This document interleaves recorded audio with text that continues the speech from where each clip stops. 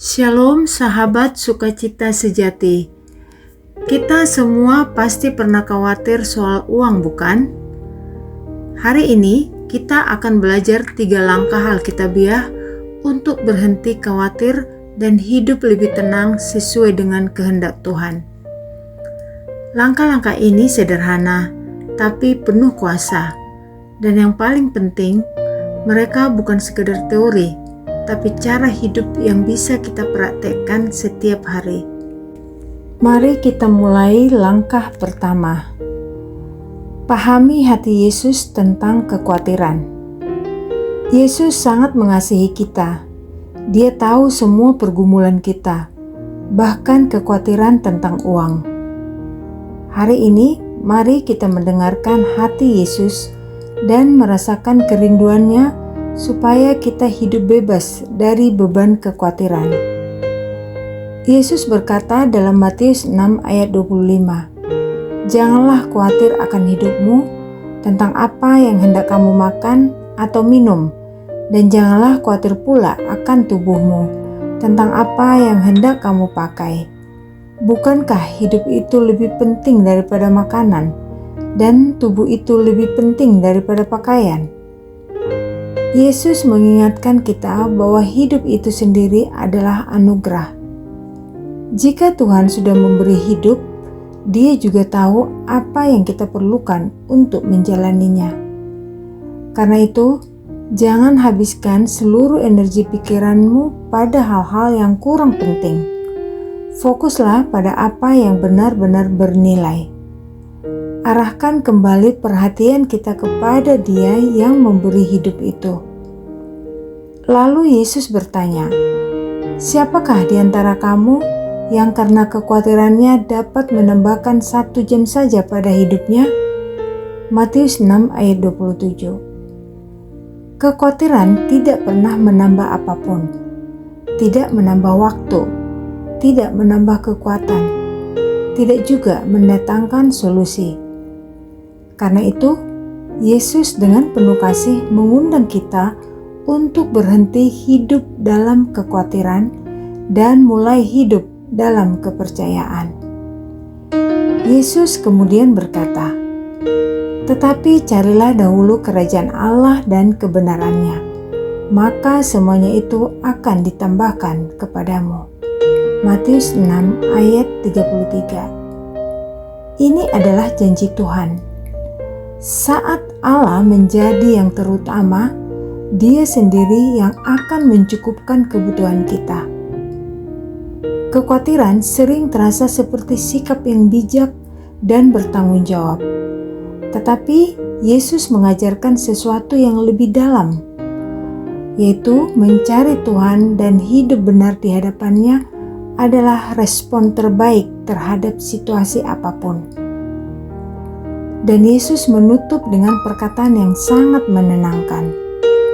"Janganlah kamu khawatir akan hari esok, karena hari esok mempunyai kesusahannya sendiri.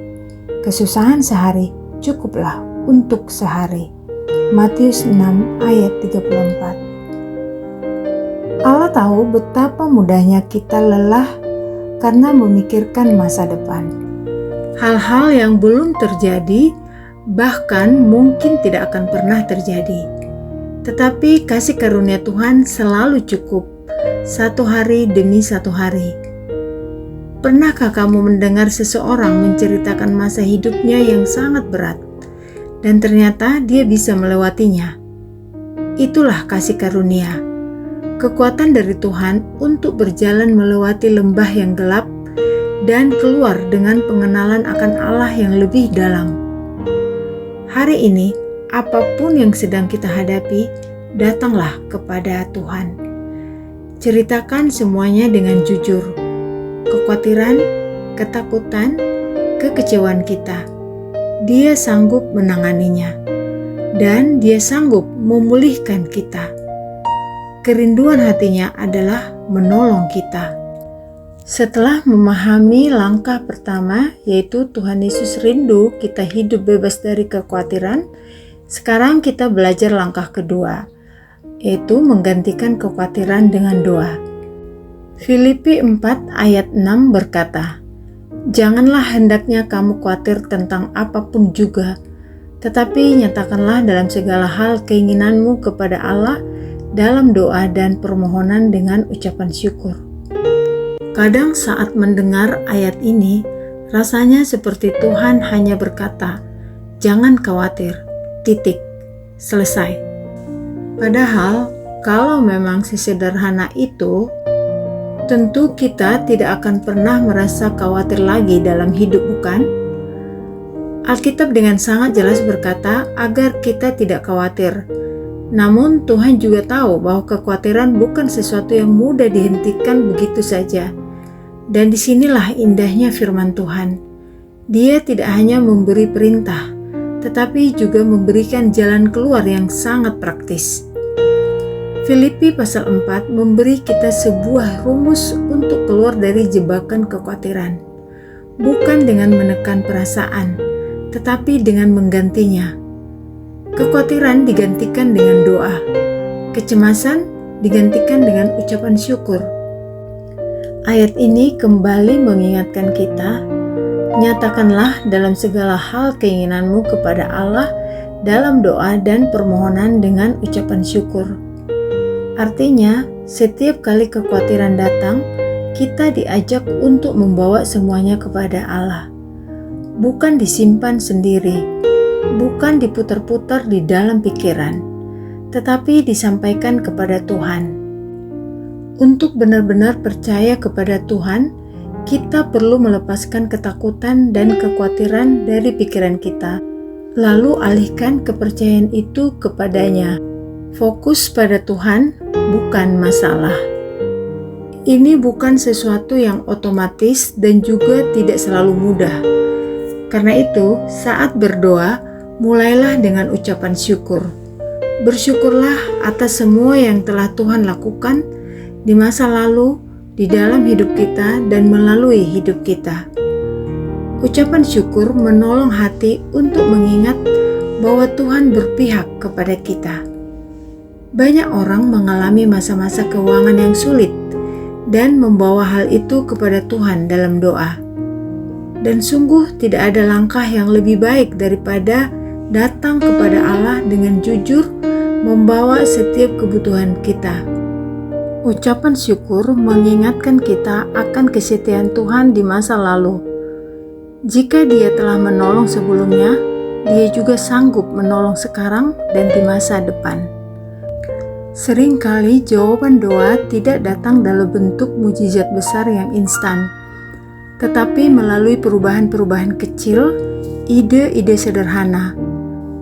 Saat berdoa, perhatikan petunjuk Tuhan di hatimu. Ketika Dia membimbing, ikuti dengan langkah-langkah nyata yang taat dan bijaksana.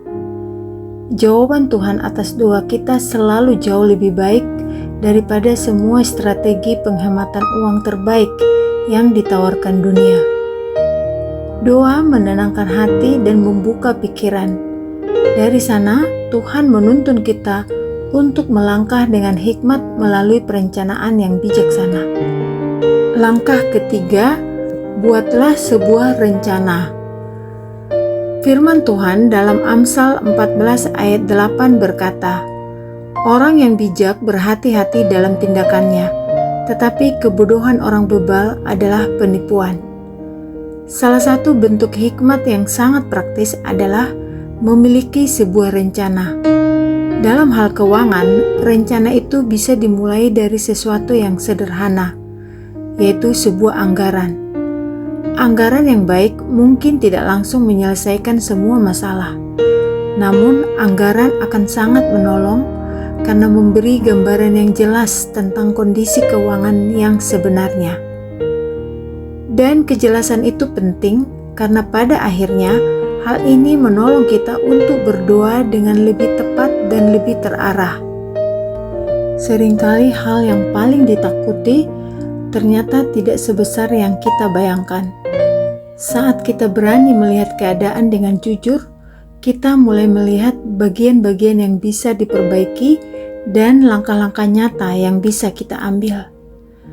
Terkadang kita memang sudah melihat situasinya dengan jelas dan memang terasa sangat sulit. Jika itu yang sedang kita alami, ingatlah satu hal ini. Tidak ada yang terlalu sukar bagi Tuhan. Dia adalah pencipta alam semesta. Dia mengenal kita secara pribadi, dan Dia mengasihi kita dengan kasih yang jauh melampaui pemahaman manusia. Saat kita membuat sebuah rencana, kita sedang melakukan bagian kita. Setelah itu, datanglah kepada Tuhan dalam doa dan mintalah Dia untuk turun tangan. Alkitab berulang kali menunjukkan sebuah prinsip yang sama. Ketika kita setia melakukan bagian kita di alam yang nyata, Allah bekerja di alam supranatural, seringkali dengan cara yang tidak pernah kita bayangkan sebelumnya. Dalam 2 Tawarik pasal 20, Raja Yosafat dan pasukannya menghadapi peperangan yang seharusnya memusnahkan bangsa mereka. Namun ketika mereka melangkah maju dengan iman dan ketaatan, Allah melakukan mukjizat. Bukan hanya masalah mereka yang diselesaikan, tetapi mereka juga menerima berkat yang sangat besar. Hal yang sama masih terjadi sampai hari ini dalam hidup kita. Ketika kita melakukan bagian kita dengan setia, kita sedang membuka ruang bagi Allah untuk bekerja. Dan melalui apa yang Dia lakukan, hidup kita dapat menjadi kesaksian yang membawa orang lain kembali kepadanya. Mengelola dengan bijaksana apa yang Tuhan percayakan kepada kita bukan hanya soal keuangan.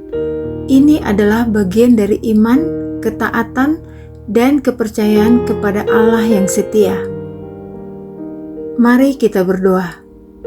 Ya Tuhan yang penuh kasih, hari ini kami datang kepadamu dengan hati yang jujur.